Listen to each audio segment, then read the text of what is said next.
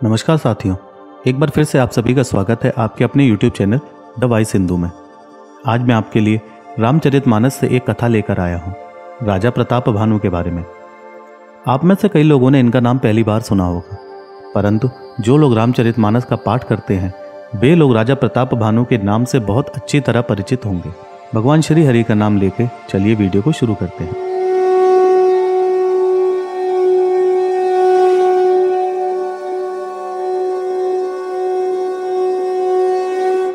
पूर्व काल में एक प्रसिद्ध कैकेयी देश था। वहां सत्यकेतु नाम के राजा राज्य करते थे। वे धर्म की धुरी को धारण करने वाले, नीतिवान, तेजस्वी, प्रतापी, सुशील और अत्यंत बलवान थे। उनके 2 पुत्र हुए जो सब गुणों के भंडार और बड़े ही रणधीर थे। राज्य का उत्तराधिकारी जो बड़ा लड़का था उसका नाम प्रताप भानु था। दूसरे पुत्र का नाम अरिमर्दन था जिसमें अपार बल था, जो युद्ध में अटल रहता था। दोनों भाइयों में बड़ा मेल था और वे दोनों हर प्रकार के छल से रहित थे। उचित समय आने पर राजा सत्यकेतु ने अपने बड़े पुत्र प्रताप भानु को राजा बना दिया और स्वयं वन में तपस्या करने चले गए। जब प्रताप भानु राजा हुए वह वेद में बताई हुई विधि के अनुसार प्रजा पालन करते थे। उनके राज्य में पाप का कहीं लेश मात्र भी नहीं था। राजा का हित करने वाला और शुक्राचार्य के समान बुद्धिमान धर्मरुचि नाम का उसका एक मंत्री था। इस प्रकार बुद्धिमान मंत्री और बलवान भाई के साथ राजा स्वयं भी अत्यंत ज्ञानी, बुद्धिमान और बड़े प्रतापी थे। साथ में चतुरंगिनी सेना भी थी जिसमें असंख्य योद्धा थे जो सबके सब रण में जूझ मरने वाले थे।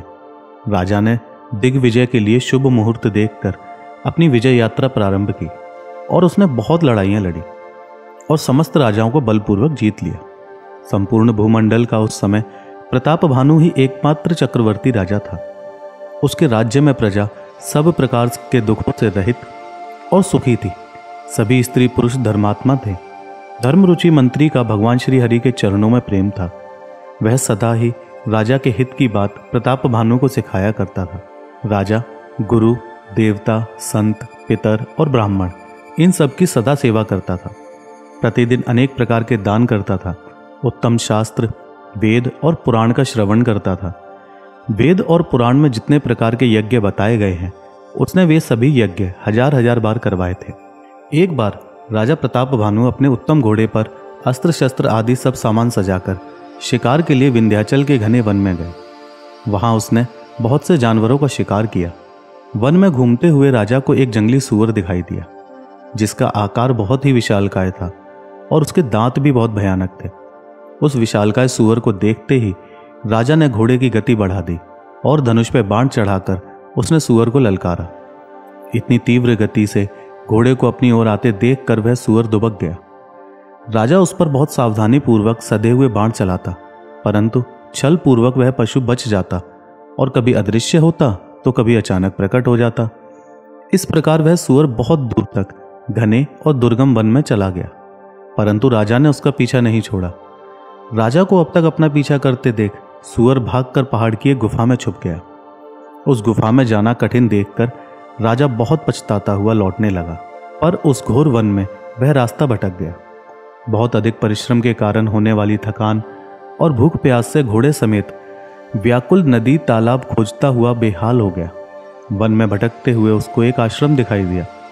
उस आश्रम में प्रताप भानु द्वारा पराजित और युद्ध छोड़कर भागा हुआ एक राजा तपस्वी का वेश धारण करके रहता था। जब उसने प्रताप भानु को देखा तो वह तुरंत उसको पहचान गया, परंतु बहुत अधिक थका होने के कारण प्रताप भानु उस कपटी तपस्वी राजा को ना पहचान सका। राजा को प्यासा देखकर उसने सरोवर दिखा दिया।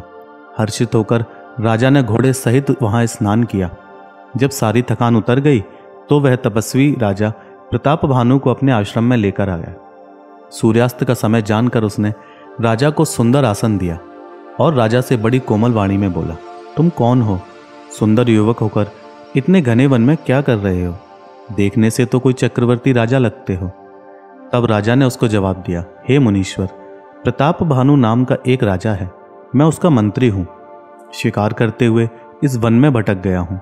बड़े सौभाग्य से मुझे आपके दर्शन प्राप्त हुए हैं। तब वह मुनि बोला, अंधेरा हो गया है। तुम्हारा नगर यहाँ से 70 योजन दूर है। बहुत अंधेरी रात है। इतने घने जंगल में रास्ता नहीं है, तो तुम आज रात यहीं ठहर जाओ, सुबह होते ही चले जाना। राजा ने उस तपस्वी की बात मान ली और अपने घोड़े को पेड़ से बांधकर स्वयं वहां मुनि के पास बैठकर बातें करने लगा और उसने मुनि से प्रार्थना करते हुए उनका परिचय मांगा। वह कपटी किसी भी प्रकार छल बल से प्रताप भानु से प्रतिशोध लेना चाह रहा था, इसीलिए बड़ी युक्ति के साथ बहुत ही कोमल वाणी से वह राजा से बात करने लगा। वह बोला, मैं तो बस एक भिखारी हूँ और यहाँ इस वन में अकेला रहता हूँ। श्री हरि को छोड़कर मैं किसी से भी कुछ प्रयोजन नहीं रखता, इसीलिए वन में छिपकर रहता हूँ। प्रभु तो बिना बताए सब कुछ जान जाते हैं, फिर किसी और को रिझाने से क्या मिलेगा। परंतु तुम बहुत पवित्र और समझदार हो, इसलिए मुझे बहुत प्यारे लगे और इसीलिए तुम पर मेरी प्रीति और विश्वास है। अब यदि मैं तुमसे कुछ छुपाऊं तो मुझे बड़ा पाप लगेगा, अतः मैं तुम्हें अपना पूरा परिचय देता हूँ। मेरा नाम एक तनु है।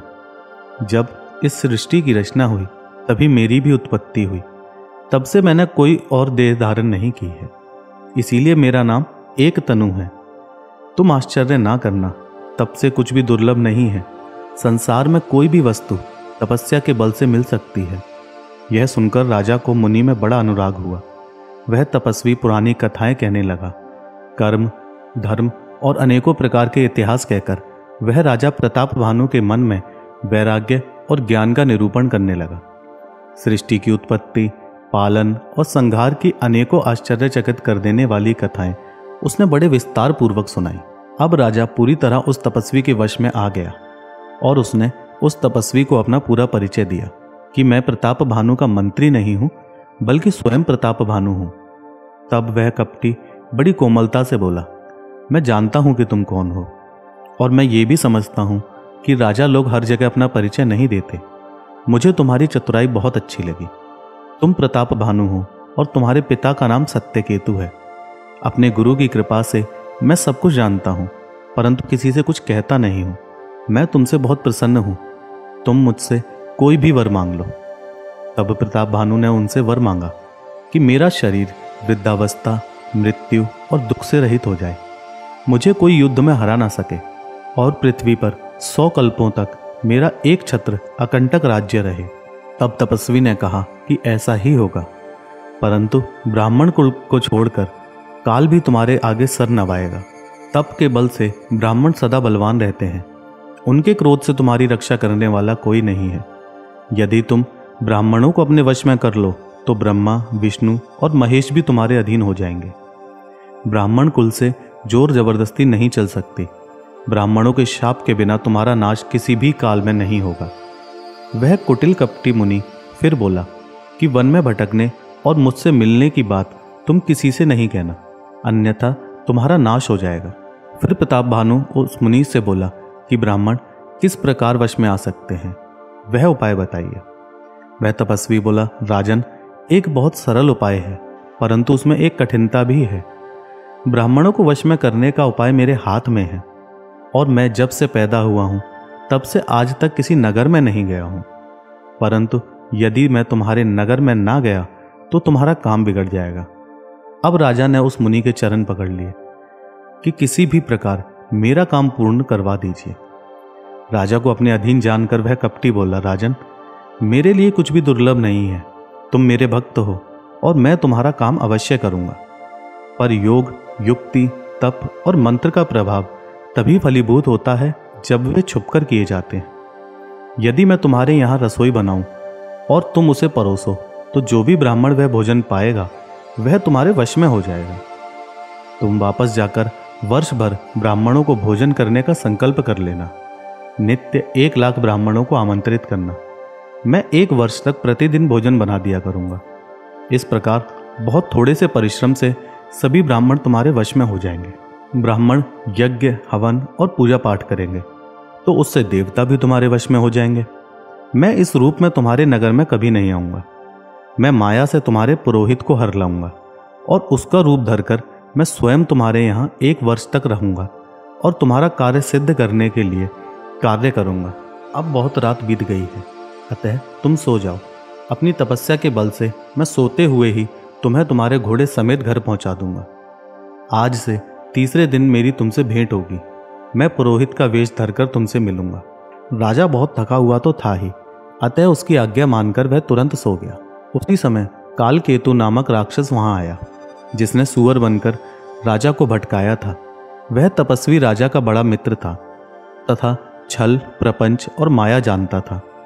उसके 100 पुत्र और 10 भाई थे, जो बहुत दुष्ट और अत्यंत बलशाली थे। ब्राह्मणों, संतों और देवताओं को दुखी देखकर राजा प्रताप भानु ने उन सभी को पहले ही युद्ध में मार दिया था। उस वैर को याद करके कालकेतु ने उस कपटी राजा के साथ मिलकर पूरा षड्यंत्र रचा था। प्रताप भानु बहुत शक्तिशाली और पराक्रमी था, इसलिए भयवश वे दोनों सोते हुए भी उस पर आक्रमण नहीं करना चाहते थे। अपनी माया से कालकेतु ने क्षण भर में राजा को घोड़े सहित घर पहुंचा दिया और महल से पुरोहित को उठा लाया और उसकी बुद्धि को भ्रमित करके पहाड़ की एक गुफा में बंद कर दिया और स्वयं पुरोहित का वेश धरकर महल में जाकर सो गया। सवेरा होने पर राजा जागा और स्वयं को अपने भवन में पाकर बहुत आश्चर्यचकित हुआ। अब मुनि में उसकी श्रद्धा और बढ़ गई। चुपचाप उठकर बिना रानी को जगाए वह वन में गया और 2 पहर बीतने पर राजा दोबारा आया। अपने राजा को वापस आया देखकर प्रजाजन बहुत प्रसन्न हुए। अब राजा प्रतीक्षा करने लगा। 3 दिन उसको 3 युग के समान प्रतीत हो रहे थे। उसकी बुद्धि उस कपटी मुनि के चरणों में लगी रहती थी। निश्चित समय आने पर पुरोहित बना हुआ राक्षस आया और वन में राजा के साथ होने वाली सलाह के बारे में उसने पूरी बातें समझाई। वे बातें सुनकर अपने गुरु को पहचान कर राजा बहुत प्रसन्न हुआ। भ्रमवश उसे ये ना पता चला कि वह कोई मुनि है या कालकेतु राक्षस। राजा ने तुरंत 1 लाख उत्तम ब्राह्मणों को कुटुंब सहित निमंत्रण दे दिया। पुरोहित ने मायामयी भोजन तैयार किया और अनेकों प्रकार के व्यंजन बनाए। कालकेतु ने उस रसोई में कई प्रकार के पशुओं का मांस पकाया और उस दुष्ट ने उसमें ब्राह्मणों का मांस भी मिला दिया। जैसे राजा वह भोजन परोसने लगा, वैसे ही कालकेतु ने अपनी माया से एक आकाशवाणी करवाई। हे ब्राह्मणों, उठकर अपने घर जाओ। ये अन्न मत खाओ, इसमें तुम सभी की बड़ी हानि है। रसोई में ब्राह्मणों का मांस पका है। यह आकाशवाणी सुनकर सभी ब्राह्मण खड़े हो गए। राजा प्रताप भानु व्याकुल हो उठा। उसे कुछ भी समझ नहीं आ रहा था कि ये क्या हो रहा है, अतः वह मौन खड़ा रहा और उसके मुंह से कोई बात नहीं निकल रही थी। सभी ब्राह्मणों ने क्रोध सहित बिना कुछ विचार किए राजा से कहा, मूर्ख राजा, तू परिवार सहित राक्षस हो जा। तूने परिवार सहित ब्राह्मणों को बुलाकर उनका धर्म नष्ट करना चाहा। अब तू परिवार सहित नष्ट होगा। 1 वर्ष के भीतर तेरा नाश हो जाएगा। अब राजा अत्यंत व्याकुल हो गया। जब वह लौटकर रसोई में गया तो वहां ना तो भोजन था और ना ही पुरोहित था। अत्यंत दुखी और चिंतित होकर प्रताप भानु ब्राह्मणों के पास आया और उन्हें पूरा वृत्तांत कह सुनाया। शाप के भय की वजह से राजा मूर्छित होकर भूमि पर गिर पड़ा। ब्राह्मणों ने कहा कि यद्यपि तुम्हारा कोई दोष नहीं है, परंतु ब्राह्मणों द्वारा दिया गया शाप टाला नहीं जा सकता। जब यह समाचार नगरवासियों को मिला तो वे सब भी विधाता को कोसने लगे कि ऐसे धर्मात्मा राजा के साथ कितना बुरा हुआ है। कालकेतु राक्षस ने पुरोहित को वापस महल में छोड़ा और स्वयं उस कपटी तपस्वी के पास जाकर उसे पूरी बात बताई। उस दुष्ट ने सभी वैरी राजाओं को पत्र भेजे। सभी राजा सेनाएं सजाकर आ गए और सबने एक साथ चढ़ाई करके नगर को घेर लिया। दिन प्रतिदिन लड़ाइयां होने लगी। प्रताप भानु के सभी योद्धा रण में मारे गए और राजा भी अपने भाई सहित रणभूमि में मारा गया। सत्यकेतु के कुल में कोई भी जीवित ना रहा। समय आने पर वही राजा प्रताप भानु रावण नाम के राक्षस हुए। उनका भाई अरिमर्दन महाबलशाली कुंभकर्ण हुआ। उनका जो बुद्धिमान मंत्री था उसने विभीषण के रूप में जन्म लिया। राजा के पुत्र और जो सेवक थे वे सब भी अत्यंत भयानक राक्षस हुए। इसी के साथ मैं आज की वीडियो को यहीं समाप्त करता हूँ। यदि वीडियो पसंद आए तो इसे लाइक और शेयर करें। चैनल को सब्सक्राइब करना बिल्कुल ना भूलें। धन्यवाद। जय श्री राम।